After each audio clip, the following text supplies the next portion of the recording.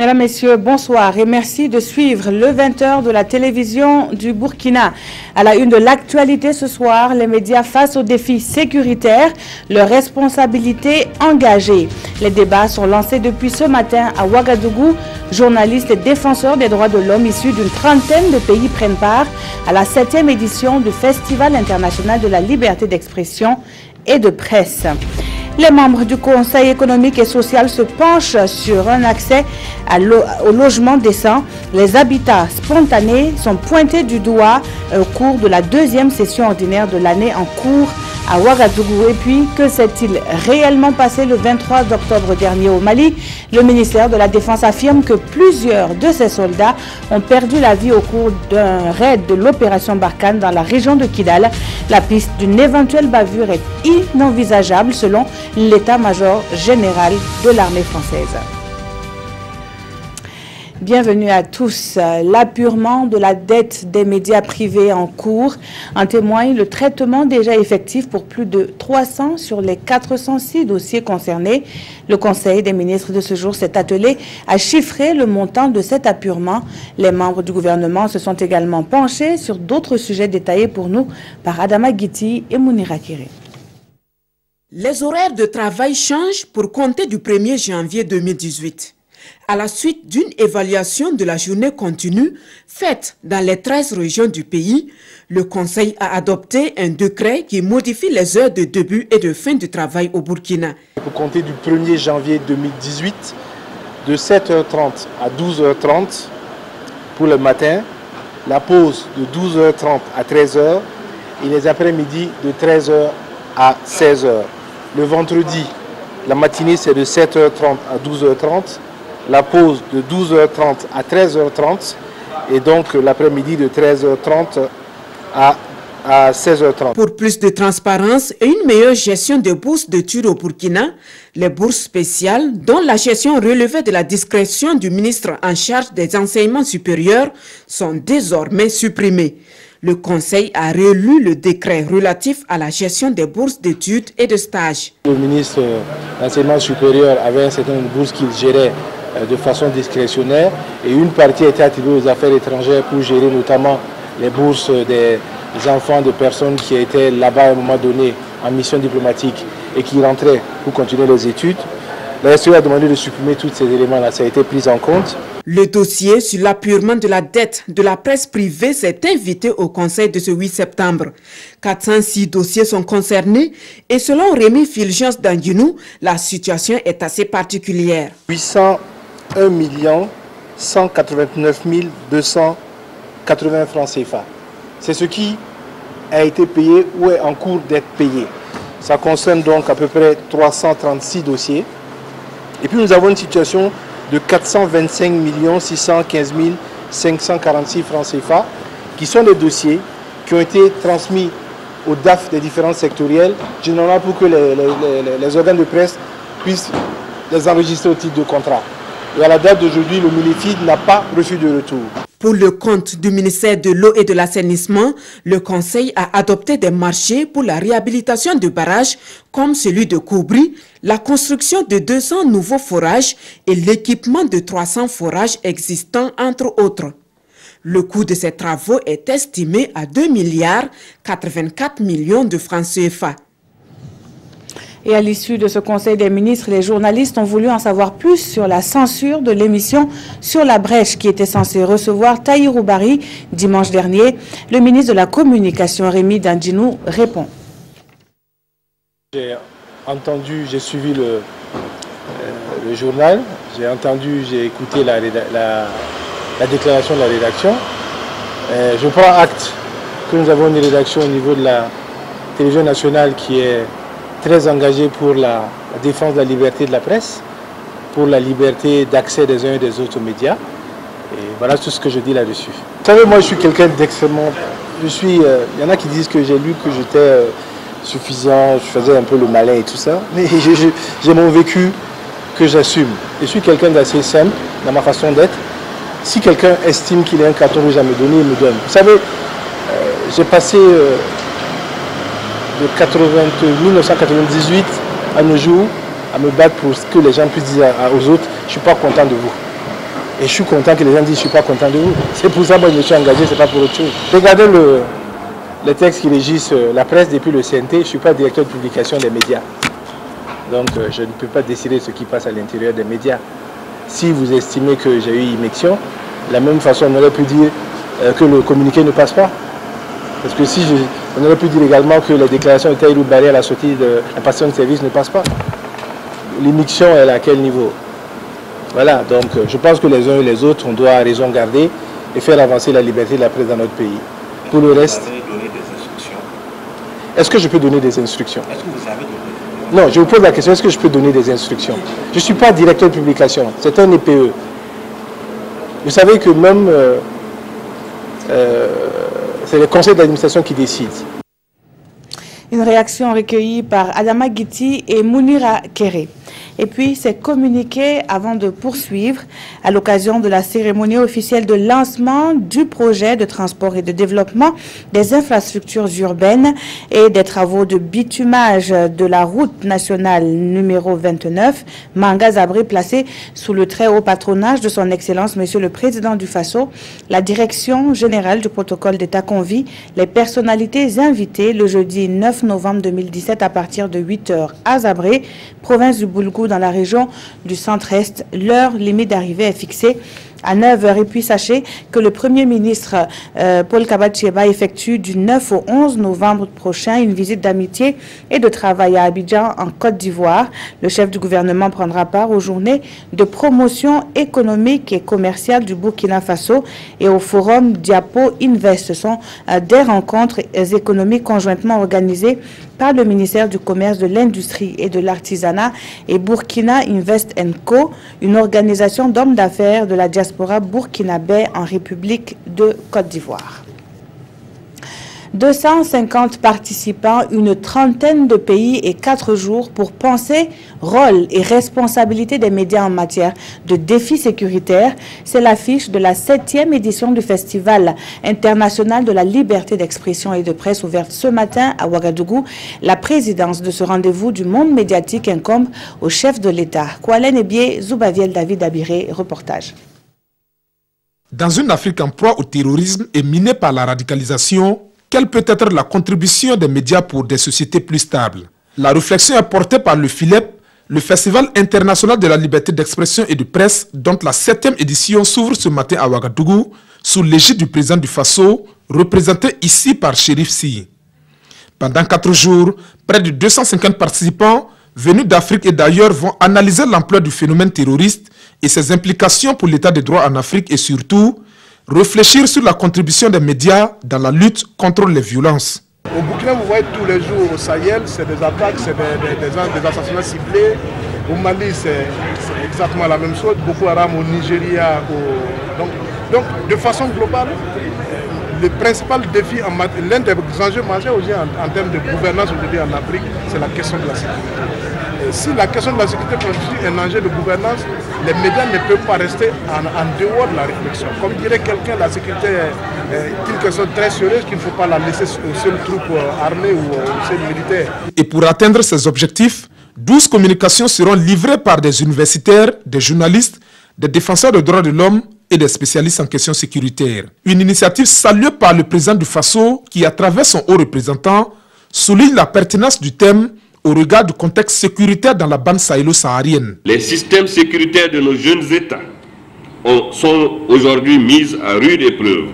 Nos populations sont terrorisées et au bord du désarroi. Une telle situation ne doit pas laisser les médias indifférents. Il est urgent de trouver de nouvelles voies d'informer sans paniquer les populations, de collaborer avec les forces de défense et de sécurité sans aliéner l'indépendance des médias et de dénoncer les terroristes sans courir des risques pour notre sécurité et notre intégrité. En plus de cette thématique centrale, le FILEP 2017 sera jalonné par des concerts et des projections de films, dont un hommage à Justin Koulibaly, grand précurseur du festival. L'occasion faisant le larron, le président du comité d'organisation, Bourema Oudraogo, condamne avec la dernière énergie l'immixtion des politiques dans le traitement de l'information dans les médias publics. Et la liberté de presse passe également par son autonomie financière. Un fonds existe au Burkina pour appuyer la presse privée. Il s'agit du FAPP qui a lancé en début de semaine une réflexion sur les instruments qui lui permettront d'allouer des crédits aux médias. Ça se passe à Bobo Dioulasso, les précisions de Billy Doubazongo et Moussa Sanon. Le FAPP, le fonds d'appui à la presse privée, va pouvoir bientôt allouer des crédits. Des techniciens du fonds et des responsables d'organes de presse réfléchissent ici sur les conditions et les modalités d'octroi. En fait, c'est des orientations qui permettent aux acteurs de savoir comment accéder au crédit, les conditions, les possibilités, le remboursement. Tous ces éléments-là doivent être réunis pour pouvoir orienter, mais en tenant compte aussi de la réalité des médias privés au Burkina Faso. Mais il y a un certain nombre d'outils, comment on va évaluer un projet, comment on va l'apprécier, tous ces éléments-là doivent être analysés durant les 5 jours pour pouvoir prendre en compte les aspirations des acteurs de la presse privée. Pour les responsables des organes de presse privée, avec cette rencontre, le bout du tunnel n'est plus loin. Je pense que ce fonds-là permettra effectivement aux organes de presse de pouvoir évoluer, de pouvoir effectivement mener leur mission d'information et de sensibilisation des populations. Je pense que ce fonds-là est à saluer. Bon, nous, les directeurs de publication, on est impatients, puisque le fonds a été mis en place il y a plusieurs années, mais jusqu'à présent, ce n'est pas opérationnel. Bon, je pense qu'aujourd'hui, avec la rencontre d'aujourd'hui, peut-être que c'est le bout du tunnel, en tout cas pour les directeurs de publication. Doter les FAPP d'instruments devant lui permettre de financer ou de cofinancer des projets des entreprises de presse privée au Burkina. C'est l'objectif de cet atelier, un atelier qui fait suite à celui de Koudougou tenu en août dernier et qui avait validé l'étude organisationnelle, économique et financière du FAPP. Retour à Kosiam, où une délégation de parlementaires africains a été reçue par le président du Faso. Le chef de l'État a également échangé avec le directeur des opérations de la Banque mondiale pour le Bénin, la Côte d'Ivoire, le Togo et le Burkina. La synthèse de ces audiences avec Nongba Kouda et Vincent Kienrobeogo.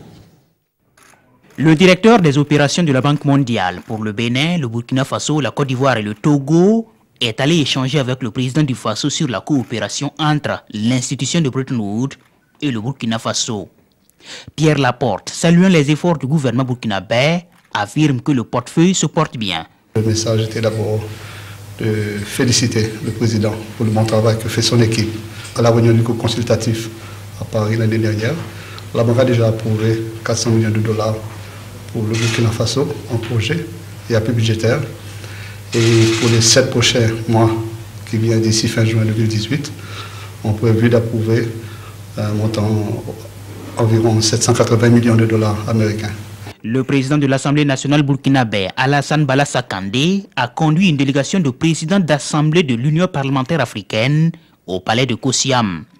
Une visite de courtoisie au chef de l'État alors que ces parlementaires sont réunis à Ouagadougou pour leur conférence.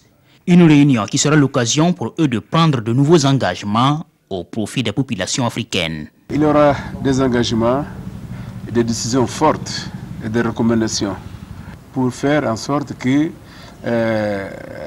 aujourd'hui en Afrique, de ce peu de temps, pour les rendements des familles soient quand même meilleurs par rapport aux autres temps. C'est ça notre rôle, pour faire à ce que les exécutifs dans leur programme de gouvernance tiennent en compte les préoccupations de notre peuple. La 40e conférence des présidents de l'UPA se tient demain dans la capitale burkinabé et clôture les travaux de la 61e session de l'UPA.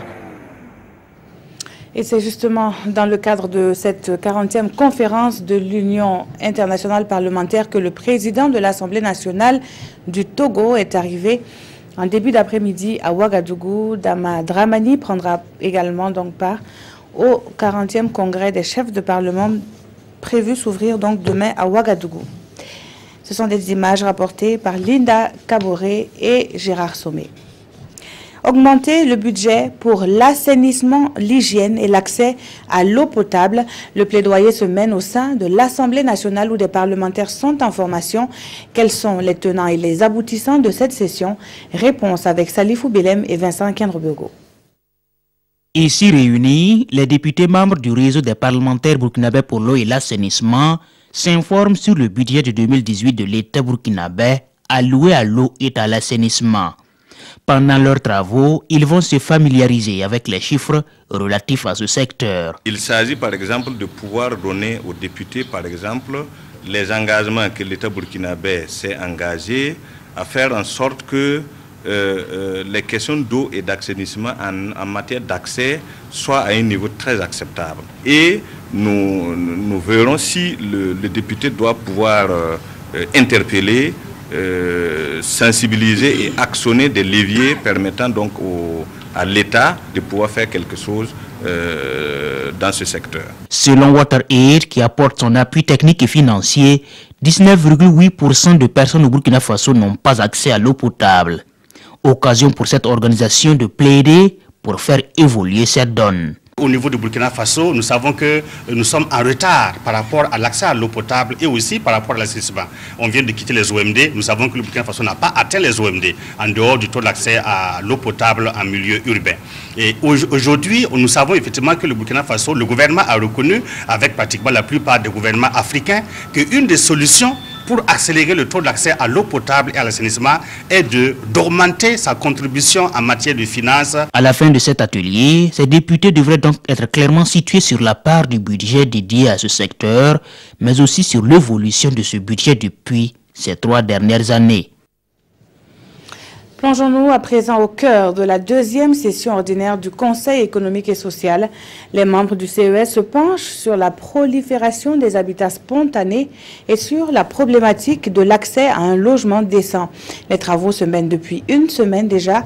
Césaire Carrefour et Estelle Judith Assogba sont allés s'en rendre compte. Leur reportage. 8e jour de la tenue de cette deuxième session des membres du Conseil économique et social, CES, les communications ont porté sur la stratégie de prévention et de viabilisation des zones d'habitat spontané, enjeux, défis et perspectives. Des communications animées sous forme de panels par des personnes averties de ces questions.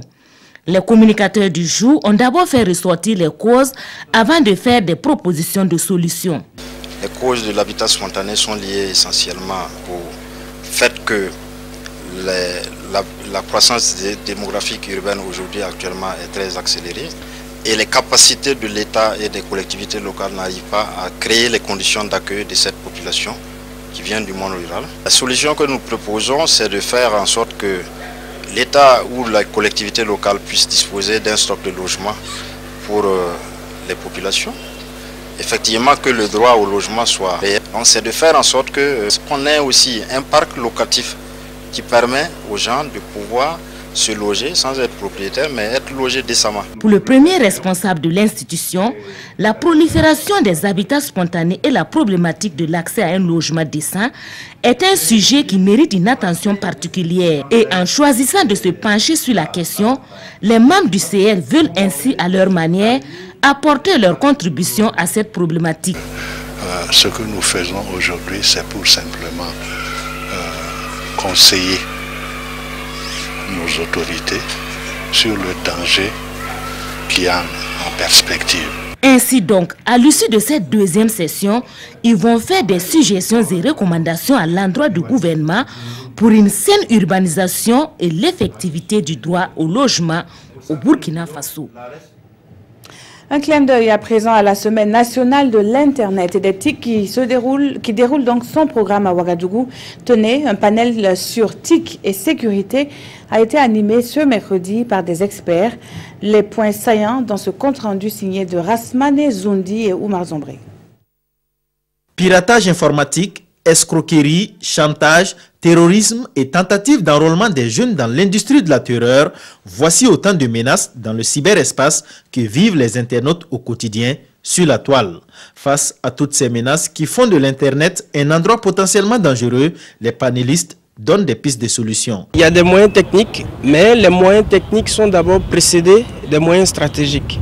Donc parmi les moyens stratégiques, on a d'abord le cadre juridique qu'il faut bien bâtir et qui va nous permettre d'aboutir à ce qu'on a appelé la stratégie nationale de cybersécurité, qui permettra enfin d'acquérir des équipements, d'acquérir des solutions pour sécuriser le cyberespace et sécuriser les transactions, sécuriser les utilisateurs. TIC et sécurité, c'est sur ce thème que porte ce panel. Un panel en lien avec la situation sécuritaire dans les pays du Sahel. Autant les réseaux sociaux sont utilisés par les malfaiteurs, autant c'est à travers eux que les institutions gouvernementales les débusquent et les combattent. Du même moment où les djihadistes utilisent ça pour faire leur propagande, l'État peut aussi utiliser ça pour glaner le maximum d'informations pouvant permettre de les suivre. Parce que quand vous utilisez ces outils-là, vous laissez toujours des traces. Or, le meilleur chasseur utilise les traces laissées par le gibier pour abattre son gibier. Au cours de ce panel, les participants civils et hommes détenus ont eu droit à des conseils. Aux hommes détenus, il leur est conseillé d'éviter de signaler leur position sur le terrain à travers des photos et selfies, car une fois sur la toile, elles sont à la portée de tous. On en vient à cette sortie médiatique, sur cette même question, les experts de l'Union africaine se penchent à Ouagadougou. Ils ont, eux, dans la ligne de mire, l'amélioration de l'agriculture dans un contexte de changement climatique. Et pour cela, ces experts prônent le soutien aux organisations paysannes. Yacouba Gamene et Ernest Nebié nous en disent plus. Améliorer les techniques et pratiques agricoles en Afrique, c'est cet objectif qui réunit chercheurs, agriculteurs et vulgarisateurs des États membres de l'Union africaine. À cet atelier, ils réfléchissent à des stratégies pour adapter l'agriculture au changement climatique. L'agriculture n'est pas attractive pour le jeune face à ce défi, face aussi au défi de changement climatique. Et pourquoi il faut que la recherche va coordonner, va être un partenaire des paysans, des agriculteurs pour améliorer et pour faire face à ce défi. L'accès à la technologie et au crédit sont entre autres des difficultés rencontrées par les agriculteurs. Des difficultés sur lesquelles les participants vont se pencher. C'est qu'ils nous accompagnent par les recherches qu'ils font. Et comme on dit, ils cherchent, ils trouvent, et que les paysans à leur niveau puissent aller en contact avec ce qu'ils ont trouvé qui peut améliorer l'agriculture. C'est par exemple les semences améliorées qui peuvent permettre à l'agriculteur d'augmenter sa productivité. Il y a également les semences adaptées, parce qu'aujourd'hui nous voyons que les changements climatiques font que la saison pluvieuse n'est plus contrôlée par les producteurs, donc il faut avoir une semence qui puisse quand même donner, si la pluie est bonne, si la pluie n'est pas bonne, puis adopter ça. La rencontre marque l'engagement des États membres de l'Union africaine à faire de la réduction de la pauvreté une réalité en Afrique. Et surtout que les travaux de ces acteurs de la recherche impactent le monde rural. Le plan de développement de ce monde est consigné dans le programme national du secteur rural.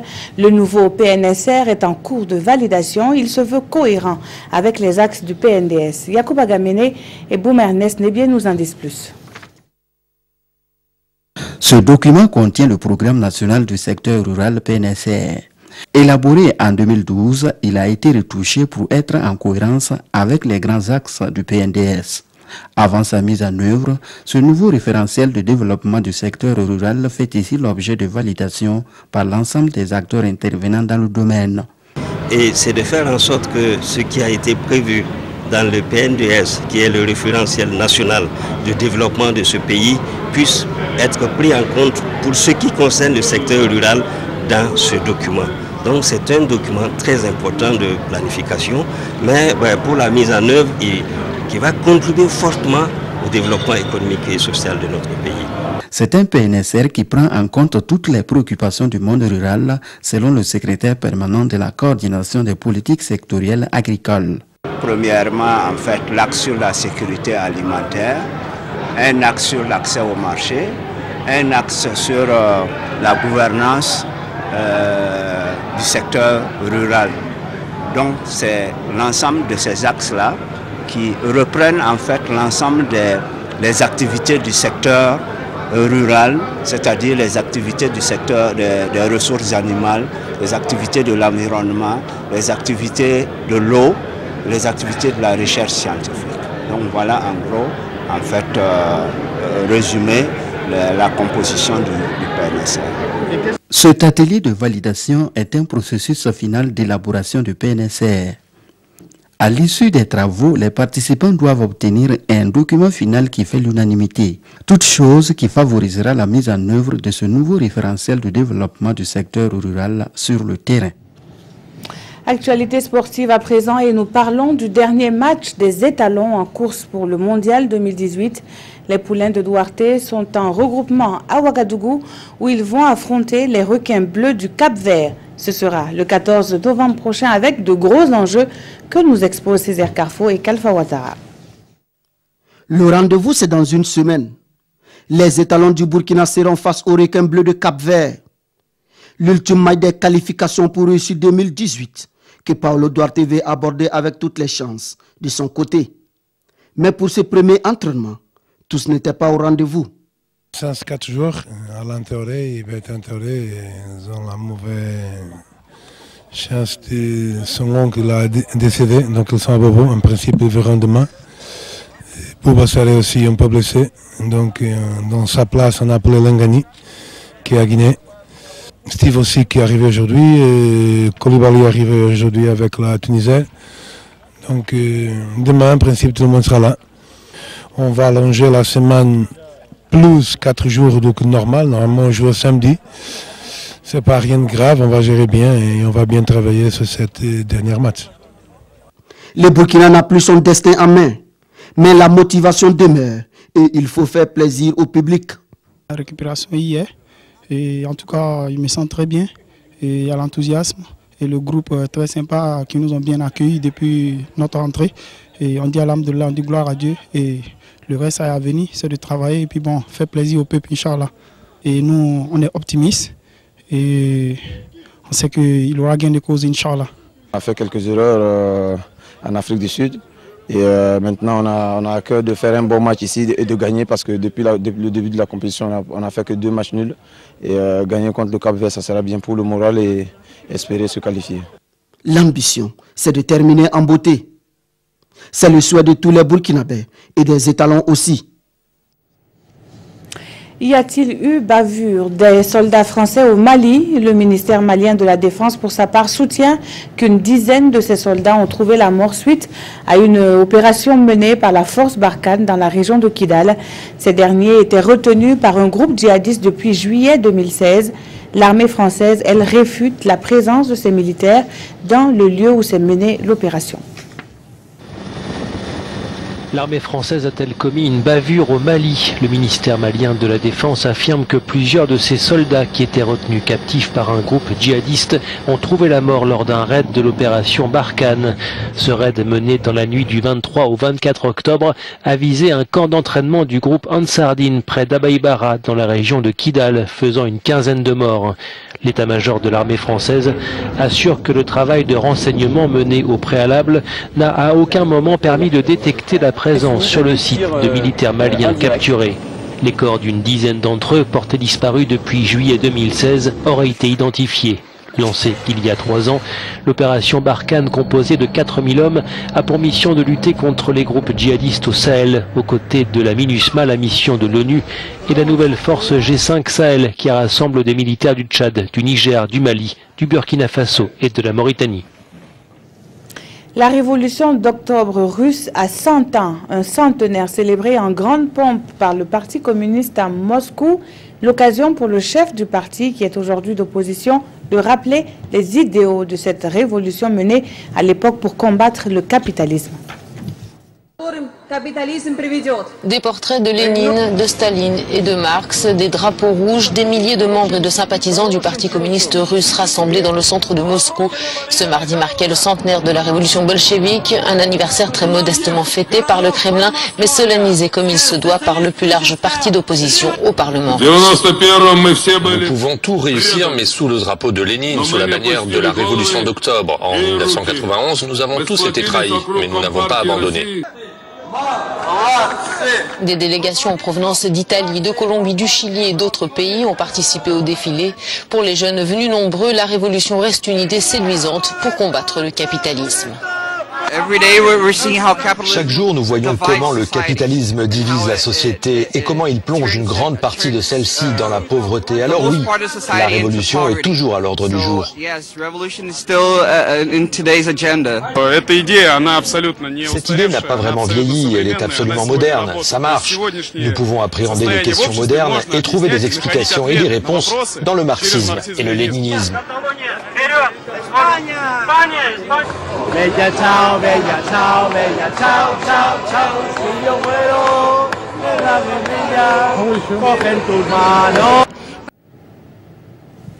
C'est l'heure de la revue de presse. Les quotidiens évoquent cette attaque perpétrée contre la brigade de gendarmerie de Bourzanga dans le BAM.